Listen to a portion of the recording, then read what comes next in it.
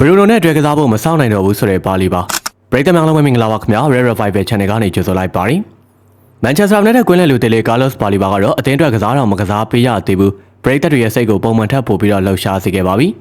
ပြီးခဲ့တဲ့ရက်ပိုင်းတုန်းကပြုလုပ်ခဲ့တဲ့အင်တာဗျူးတစ်ခုမှာအသင်းကောင်းဆောင် Bruno Fernandes နဲ့တွေ့ကစားရမယ့်အရေးကိုတွေးပြီးဘလောက်တောင်ရင်ခုန်နေတယ်လဲဆိုတာကိုသူကပုံမှန်လင်းလင်းဝန်ခံသွားခဲ့တာပါဒါနဲ့ပတ်သက်လို့သူနဲ့တူကွင်းထဲမှာတွေ့ကစားရမယ့်ချိန်ကိုကျွန်တော်တကယ်ကိုရင်ခုန်ပြီးတော့စိတ်လှုပ်ရှားနေပါတယ်လို့ပါလီပါကသူ့ရင်ထဲရှိတာကိုအရှိကိုရှိတိုင်းပြောချလိုက်ပါတယ်ပါလီပါရဲ့စကားကဟန်ဆောင်မှုကင်းတဲ့လူငယ်တယောက်ရဲ့စစ်မှန်တဲ့ခံစားချက်ပါပဲ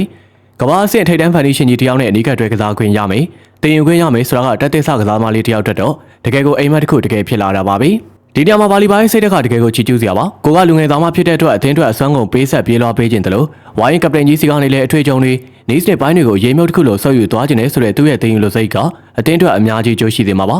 ပရိသတ်တွေအနေနဲ့မျက်စိထဲသာမြင်အောင်ကြည့်လိုက်ပါကွင်းလယ်မှာပြိုင်ဘက်ကိုအနာမပေးဘဲလိုက်လံဖြတ်စည်းပေးမဲ့ပါလီပါရဲ့လူငယ်သွေးနဲ့တက်ကြွမှုရဲ့ကစားကွက်ကိုစိတ်ကြိုက်ချဲလဲဖန်တီးပေးမဲ့ဘရိုနိုရဲ့အုံနောက်ရဲ့ပေါင်းဆက်သွားမဲ့အခင်းကျင်းမျိုးပါပါလီပါကကွင်းထဲမှာကျန်တဲ့အလုပ်တွေကိုတာဝန်ယူပေးလိုက်တာနဲ့မျှဘရိုနိုအတွက်တိုက်စစ်လိုက်ပါဖို့လွတ်လပ်ခွင့်ပို့ရသွားမှသေးကြပါပဲ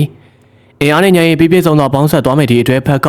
United ရဲ့ရှေ့ဆက်မဲ့ခရီးစဉ်အတွက်အင်အားတစ်တွေအများကြီးယူဆောင်လာပေးမှာမို့ကွင်းထဲမှာမြင်တွေ့ရမယ့်ချိန်ကိုပရိသတ်တွေနေတူကျွန်တော်ကိုယ်တိုင်လည်းရင်ခုန်စွာနဲ့မျှော်လင့်ဆောင်စားနေမိပါတယ်